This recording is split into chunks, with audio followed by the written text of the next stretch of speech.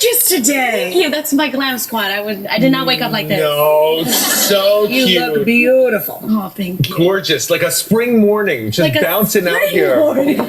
She got a nice spring in her step too, because she's a dancer, this girl. Yeah. Oh, yeah. You read that. Did you? Yeah, I was a dancer for 10 years before I started acting.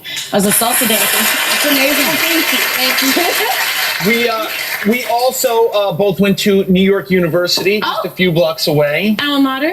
I am Nice. sadly, My husband went to Cardozo Law School. There you go. And that's my hood. I live in that hood. I am class of 1894. When I went here, why we went on horse and buggy. Well, I have something in common with her too. I think we were both waitresses. Yes. Yeah, okay. Not quite as cool as going to NYU. But No, are you kidding? I was the coolest waitress. Where did you wait table? Well, the first place was here in New York, Dos Caminos. Come on, yeah. That's delicious. good. That's hot. Delicious. Yes. I was the inappropriate waitress. Like if they didn't finish the food because I was a starving artist, I would be like, no, don't worry. Do you want to package this? You don't want to package it? Don't even worry about it. I'll take payment.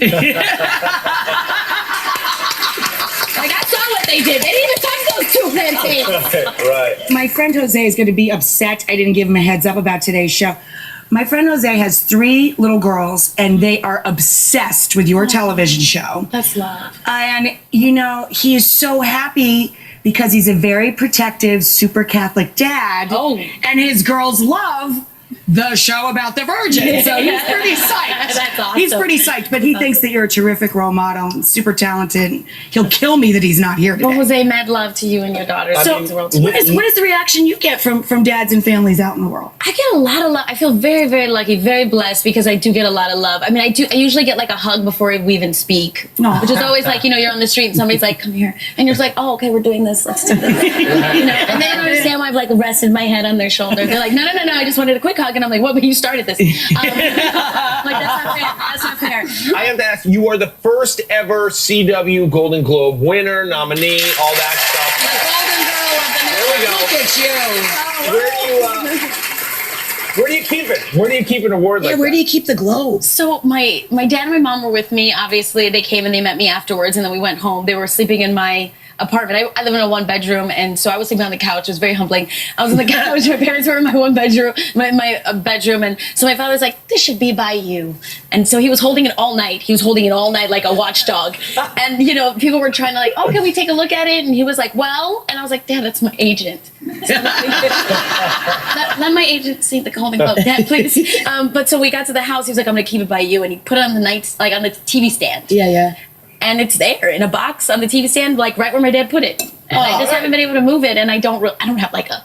Well, I for don't like know, I need to sentimental get- reasons, that's cute. Yeah, I like that it's you kinda left like it where right where you dad put is. it.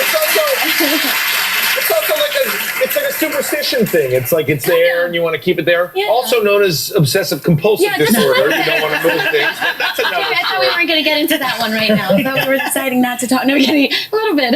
So you want to give out a couple of spoilers or teasers? The season's coming to a close, right? What you see next is kind of like Jane's a nice little evolution towards the end of her pregnancy, which, you know, obviously she's learning to understand and accept that this experience is happening, and she just puts the baby before anyone else, and you really see her do that, and I think in a very strong way, and I think women everywhere are going to be like, yes, get it, girl. What's What's it like wearing the fake baby, like the baby bump? Is that weird? so real? It's so real. So I got cast, my whole body cast in the beginning. So we have the 5, 6, 7, 8, 9 months. Right. So I have lots of bellies. It's really strange coming into my trailer because I'm like, oh, you want a belly? Try it on. Get up in that belly. You might like it. Do you get used to it after a while? It's very heavy. So it's Yeah. heavy, it's weighted, it feels real. Like we do it for the sonogram, so it looks super real. Wow. And so there was a few pregnant women that came on set and they're like, let's compare. And it was creepily similar. so amazing. Yeah, so I had to like take it off really quickly and like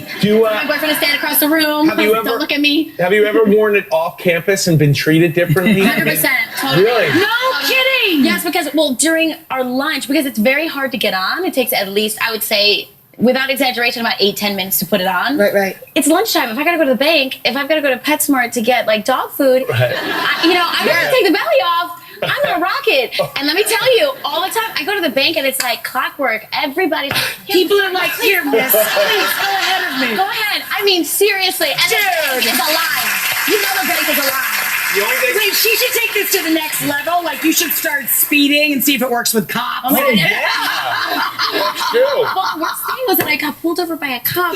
I'm a very cautious driver, but I got out of my garage and I wasn't thinking. I'm helping my friend move, and I literally just get out of the garage and I make a turn that you're not supposed to make. It's like right past my house. Like I'm talking about like 50 feet. It's called an illegal turn. I did an illegal turn. Okay, that's what it's called. I did an illegal That's what they always do, and it's It an wasn't- illegal turn. But like my mind wasn't in the right place. I was, and I'm trying to help a friend. I was helping a friend, and so We're not arresting you. It's okay. You don't have to turn give the us corner. an He excuse. pulls me over, and he's like, "You're Jay the Virgin, right? 50-year-old man, white man." Right. Like, cool. I was like, "Yeah."